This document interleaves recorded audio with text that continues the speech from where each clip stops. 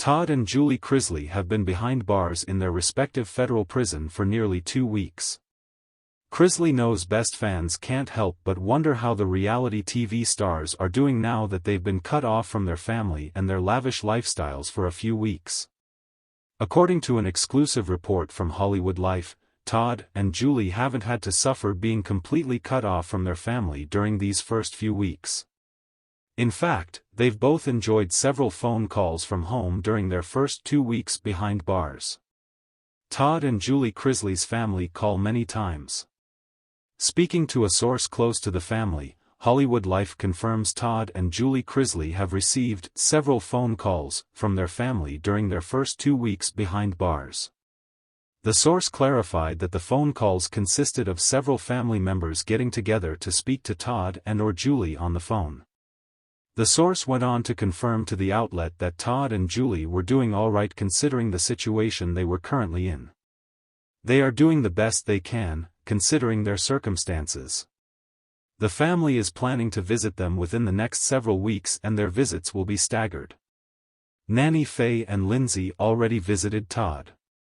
As Update of USA previously reported, Lindsay and Nanny Faye recently took a road trip to visit Todd.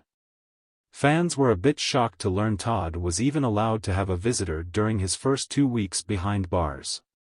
Most assumed he must have gotten special treatment because visits are not usually permitted to happen so soon after being locked up. Grayson and Chloe are surviving with sister Savannah.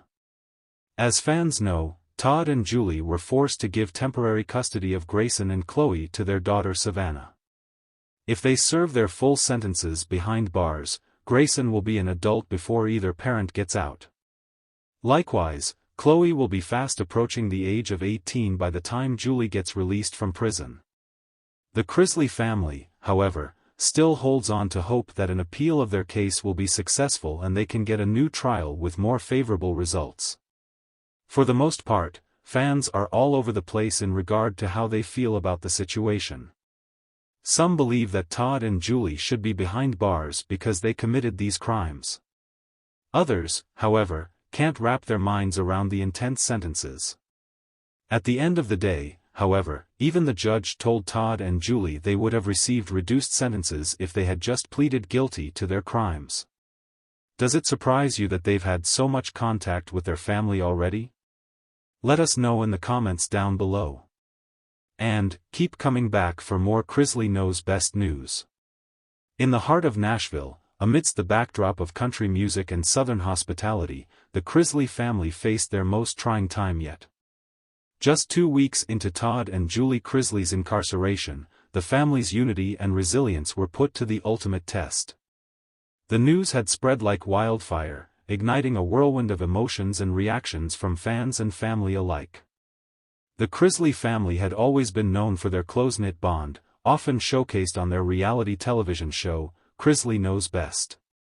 However, this new chapter, one that would require immense strength and unwavering support, was not something they could prepare for with the same ease. As Todd and Julie began their sentences, the family rallied together, determined to navigate the challenges ahead. First week, the phone calls begin. The first week was a blur of emotions. As the initial shock began to wear off, the family leaned into their support system. Each day, they received calls from Todd and Julie.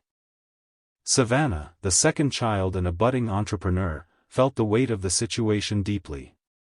She spent her days juggling her burgeoning business while also managing the emotional upheaval. Every time the phone rings, my heart skips a beat, she admitted to a close friend. I want to hear their voices, but it's hard knowing they're not here with us. During one of their nightly calls, Todd, always the family's rock, reassured his children. You all have to keep going, keep living your lives, he said, his voice steady. We're going to get through this together, one day at a time. Remember, family is everything.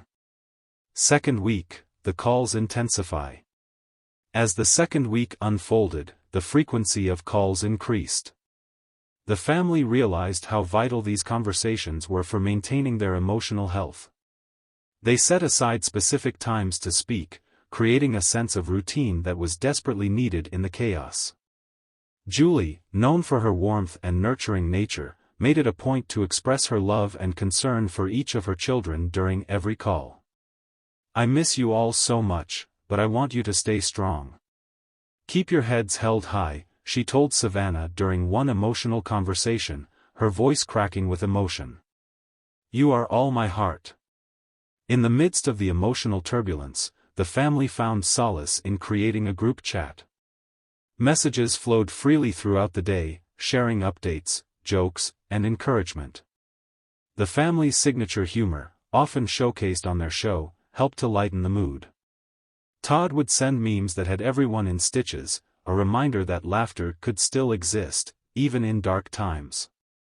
"Dad always knows how to make us smile, even when it feels like everything is falling apart," Chase laughed as he shared a particularly funny video Todd sent. "We just have to keep the faith."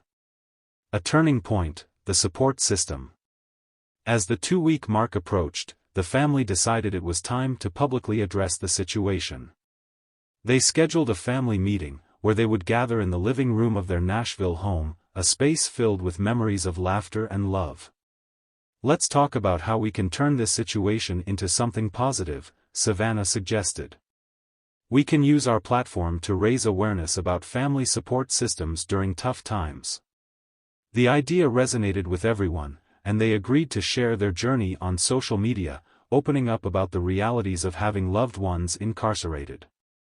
"If we can help just one family going through something similar, then it's worth it," Chase added, his determination evident. They planned a series of posts and live sessions discussing the importance of family, mental health, and coping strategies. The response was overwhelming, with followers rallying behind them, sharing their own stories and offering support. "You're not alone," became their mantra, a message of hope that echoed through the digital landscape. The impact of community support. In the days that followed, the Chrisley family received an outpouring of love from their community. Friends and fans sent care packages filled with letters, goodies, and words of encouragement. Each delivery was a reminder that they were not in this fight alone.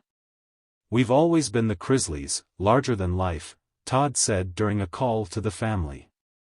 "But right now, we need to lean on our community more than ever. They've always been there for us, and now it's time to show them how much we appreciate it."